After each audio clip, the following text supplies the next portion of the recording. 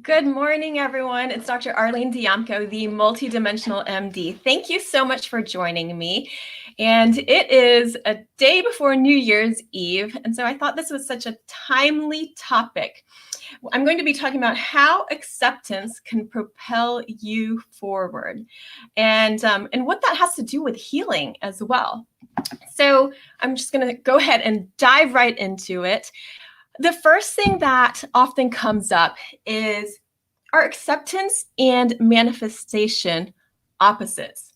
And this is something that I've thought about as well, because sometimes it's like I can't accept my life. I'm going to push through it. I'm going to demand what I want. I'm going to do whatever it takes, right?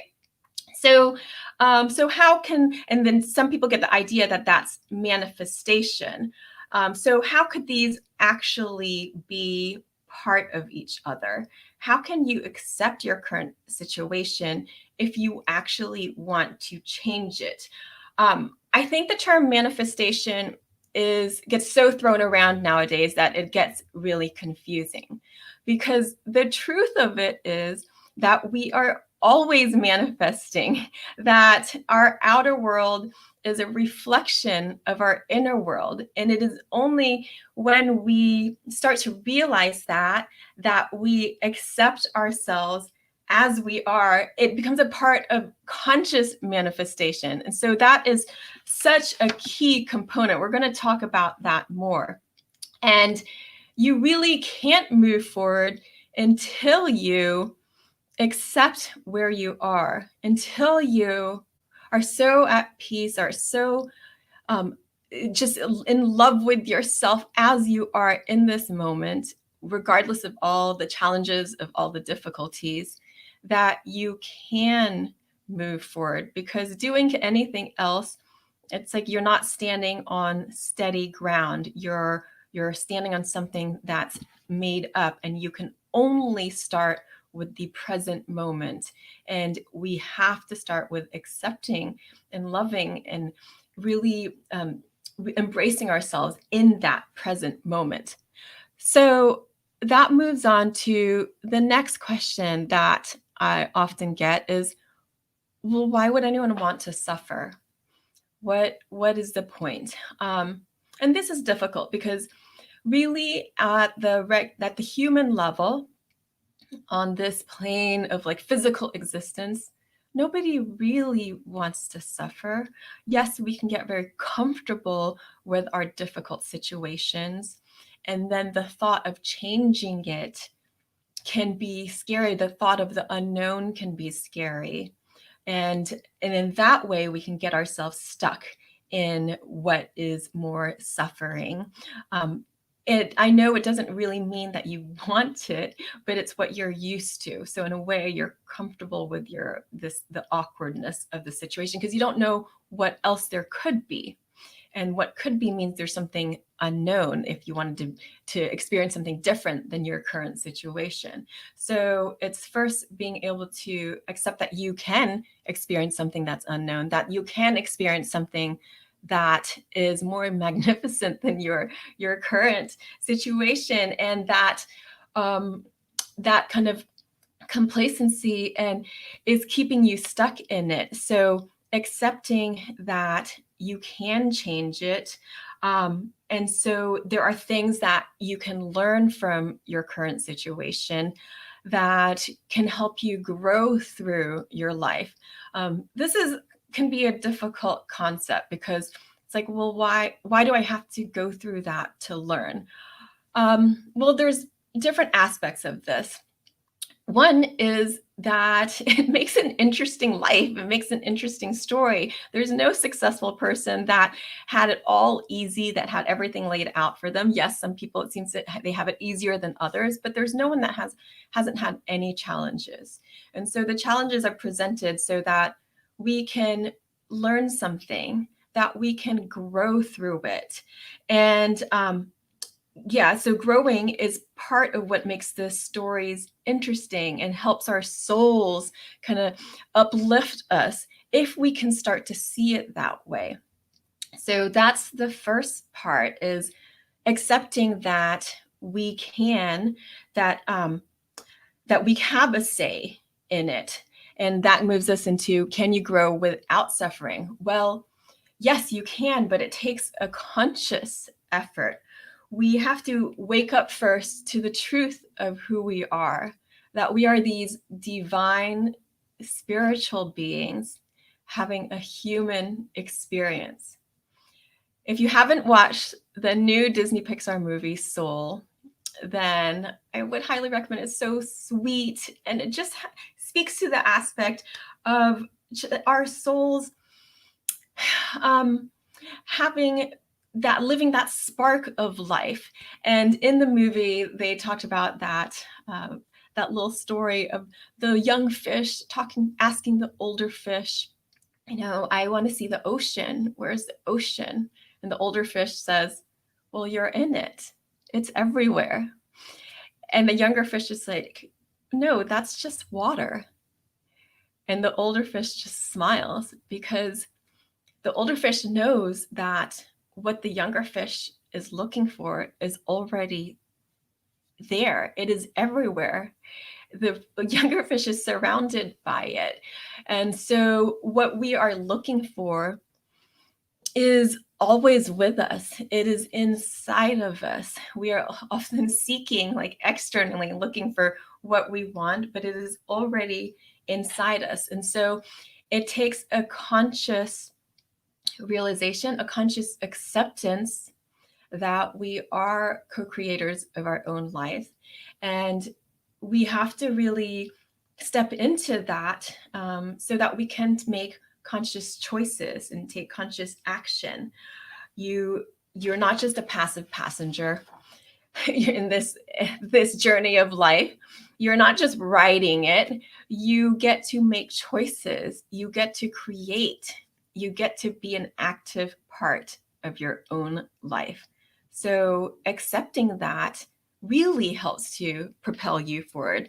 This is a huge piece in the acceptance concept. Say, can you wake up and accept who you truly are? That your earthly existence is also a spiritual existence, that you are a co-creator, that every experience is a step guiding you through what you can grow through. So a different question would be to ask, how would you need to grow to be at peace with how you are now? What would it take? And so you pause and think about that for a moment and feel that. And sometimes, you could feel like jealous of another person, like, oh, they have so much and why is it so hard for me? Or they have a great job and I don't like my job. And so maybe we can have like inklings of jealousy. So when we do, we're sitting in that feeling of lack. We feel like we don't have enough, and that there's something wrong with us, that we can't have the same. So flipping it around, still growing and realizing that no, we don't live in lack, that we actually do live in a universe of abundance, that we can have the confidence it takes to make that shift. So do you see, like, once you have the confidence, the trust that you can be whatever you want to be, the acceptance that you are co-creator in your own life, that suddenly you can become at peace with whatever situation you're in now. And you can choose, that you can, even if you don't like it, you accept that you're a co-creator, that you can change, that you are still love yourself fully through it, that there's nothing wrong with you as you are now. And if you want to shift, that you can. So acceptance is actually a huge piece in manifestation, in peace, in healing. Whether you are in pain, whether you're suffering from digestive issues, whether you have so much anxiety or even depression, it's accepting where you are now. So acceptance is a huge piece in that healing process.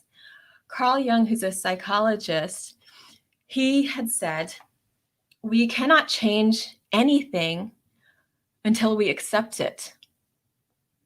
And he also said that neurosis is an inner cleavage, the state of being at war with oneself.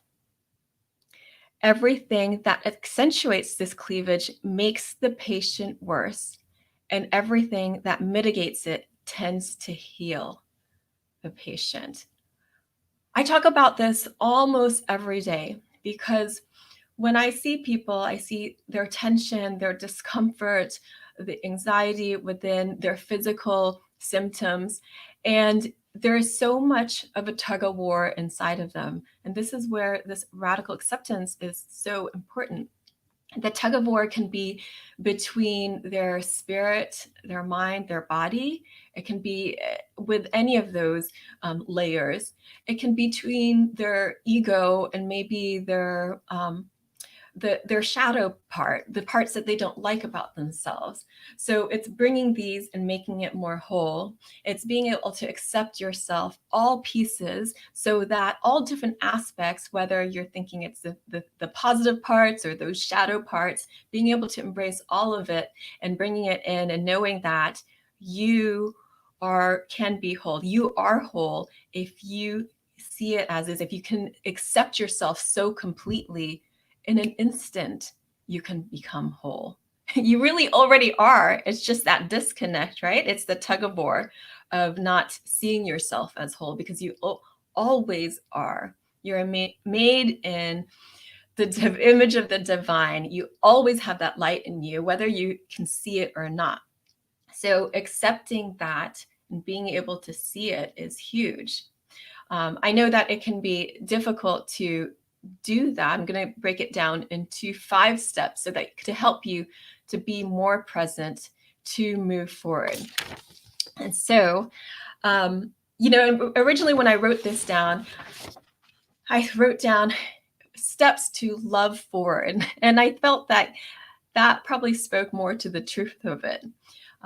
It's 5 steps to be present and move forward, but it's really steps to love forward. And the first is to wake up to who you are.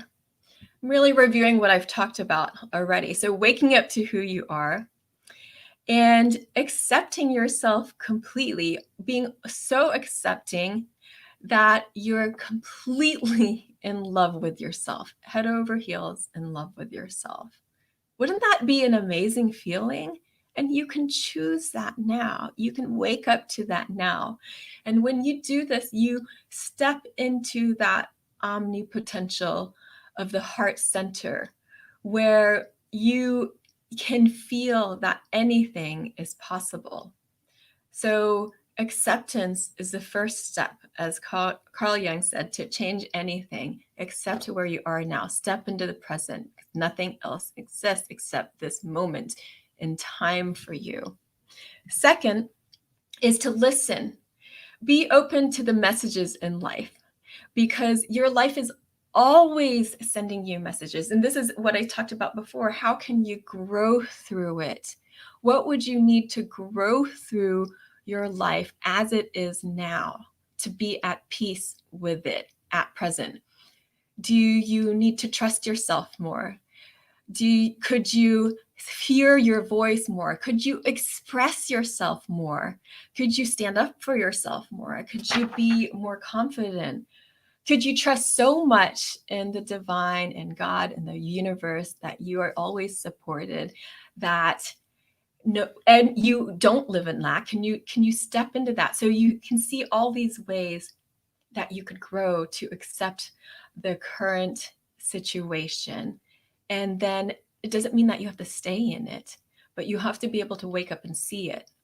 So whatever it is you don't like, whatever you're doing for your job, something feels uncomfortable with a certain relationship, you can wake up to it. What is it that you would need to grow through? How would you need to grow to be at peace with it? Maybe it is being more understanding. Maybe it's having your voice. Maybe it's having more patience. or stepping into forgiveness? Do you see how there's so many different aspects? And the reality of it is that everything is constantly changing. And so when we can step into accept that our life is a constant message for us, then we can step into that, whatever we want to be. So number 3, the third step is to set the compass with a conscious intention. Because remember, the first thing I talked about is we are always manifesting. There's all these talks about like being a better manifester. Well, we're all actually really good at it. It just may not look like exactly what you want. You're getting what you need. So sometimes you're going through these challenges, like as if you're playing a video game. So you're going through challenges, difficulties, and seeing, can you get through it? Can you learn that lesson? Can you love yourself so much despite whatever you went through, that you feel okay with yourself, that you feel at peace with yourself? Can you dive into that inner confidence where you no longer need someone to tell you that you're okay, that you're beautiful, that you're worthwhile, where you can tell yourself that despite the world may be saying different messages to you. So you can start to see these challenges as I like to lighten it up. So to look at them like a video game. So it's just, different levels in the game. I don't necessarily want to say levels, but just like, okay, this is the first step. This is the second step. And it's like, can you grow through that? And if you have a hard time that moment, that's okay, because it'll just start over, right? You'll just have another experience, but you don't have to live through the school of hard knocks. You can wake up and make your conscious intentions and be clear about what you want and step into who you are. So going through, you made your conscious intention. You know what you want to be. Now go ahead and be it before it is physically manifested, because we are vibrational beings. We are energetic beings. And for something to be physically seen in the world, we have to feel it first. I know that sounds like, you just wish that if you just had enough money, you could do this. If you just had this kind of job, you could do this. If you just had this kind of relationship, then everything would be better. But no, we are not waiting for somebody to sweep us off our feet, someone to come in and make everything better for us. It's all inside of you. So you want to feel it. And that feeling creates this magnetic resonance where you start to see more of that in your life. And you could start that simply by, what are you thankful for? What can you be grateful for? Because once you start to see that you are not in lack, that you start to see where you are in abundance, then you'll start to see more of that in your life. That's where the magic starts to happen. If you look always where you are in lack, and this is where it starts to blend that conscious intention versus in the feeling of it. So you're basically creating this conscious intention of like, where am I in lack? Where don't I have enough? And then you see that everywhere, right? It's so easy. Where does someone have more than me? Well, okay, then you start to see that over and over again. And you also start to play that out in your life more and more. So where can you step in and really feel the gratitude, the love for yourself, the happiness that really everyone wants to feel? So feel that now. Feel that light in you now. And, trust in it, because this is really how the universe works. And if you haven't tried it already, then I would suggest it, because if what you're doing now doesn't seem to be working in the way that you want to, remember, we are all manifestors, and it is actually working, but we're not using the laws of the universe in the way that we would like to, in a way that helps us be happy. So try that out. 5th is radical trust, which I already was stepping into set it free. You made your conscious intention. You felt it. Now you have to set it free. Really?